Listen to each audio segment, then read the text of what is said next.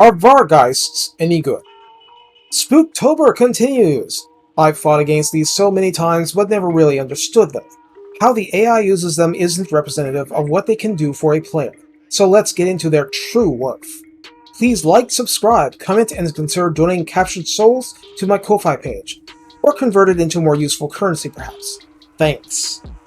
Vargheists come at 16 models per unit on ultra size, costing 1000 gold to recruit for a simple 250 upkeep per turn by default. Health is 6320 spread across the unit.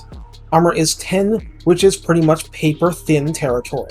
Leadership is 62, which is impressive compared to the Varghulf, and speed is 92, even better than the Terrorgeist by a hair, and these guys have nice hair. Melee attack is 40 default, with an attack interval of 4 and medium splash size damaging a maximum of 3 targets at once.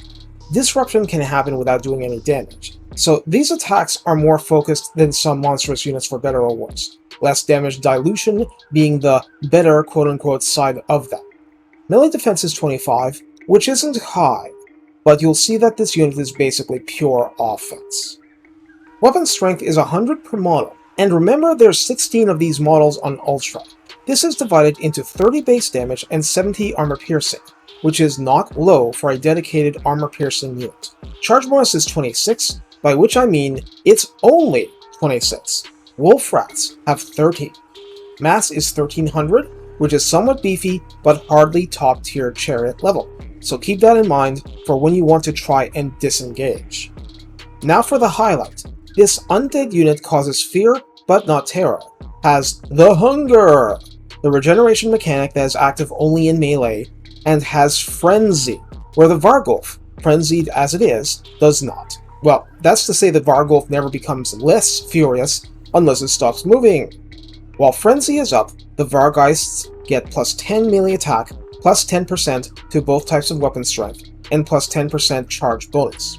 The charge bonus is low, so you'll mainly see that in effectively melee attack 50 and weapon strength 110 at rank 0.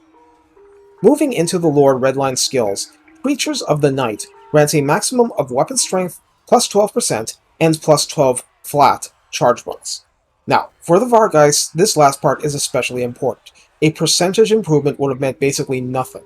Going from 26 to 38 plus 10% from Frenzy means going from relatively tame to the low end of monstrous.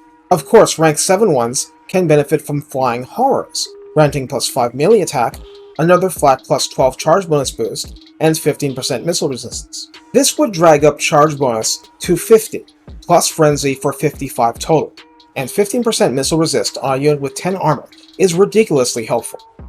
Shooting them is by far how your enemies want to get rid of them or greatly weaken them before melee. In the tech tree, Invoke Animalistic Hunger grants plus 10% speed and plus 5 melee defense for Vargheists, both very helpful since speed gets you into the melee that much faster, and melee defense is always useful. Beastmaster just reduces upkeep and recruitment costs 10%, but 10% is a lot in the long run, so it's not wasted. So, we return to the important part. How do you use them? Well, we know how not to use Vargheists because the AI teaches us that all the time. Vargheists are meaty and ferocious, but they are thin-skinned and fragile. You want to minimize the missile fire they take and get them into the backs of units, and moreover, their melee splash is only medium size and 3 targets damage means that they are actually inefficient trying to fight loose formation archer units, like the Empire Archers. Tight formation missile units are actually better targets for them. More to the point, even if taking out missile units is a basic aspiration of a fast-flying goon squad, there's a case to make that the Vargheists are best used as flying cavalry slamming into the backs of heavily armored units for hammer and anvil tactics. They don't care about your armor, any more than they care about wearing it. All this means is that you want to combine a Vargheist attack with something else you're doing. The last thing you want to do is to send them in to face tank attacks. It doesn't take great swords or handgunners. Those same basic archers will do ridiculous DPS against Vargheists given the chance. A Varghulf has ground speed and a lot of sudden movement, and is a single entity. Lords and heroes aren't necessarily easy to turn into pincushions, but I'm talking more in terms of bats and direwolves, if not black knights. Yes, Vargheists can be the distraction for your main force, but that's a waste. Make the main force the distraction for your Vargheists, and their frenzy and offense-tilted stats will tear into high-tier units with ease. To put this in more modern gamer terms, the Vargheist has a high skill ceiling. The difference between using them as awful as the AI and to their full potential is the difference between broad daylight and a blood moon high in the sky. All that said, they're just as expendable as everything else in the roster except non-immortal lords and heroes. You just want them into melee as intact as possible, so they get their pound of flesh before they go down. It's just that the higher that damage per gold ratio, the better for you. You are the hunter. Think like one. Avoid spears, pounce on stuff with limited ability to fight back, and tear it to pieces. It sounds simple, but that's where all the skill comes in. Take care, and have fun tearing your enemies a new one.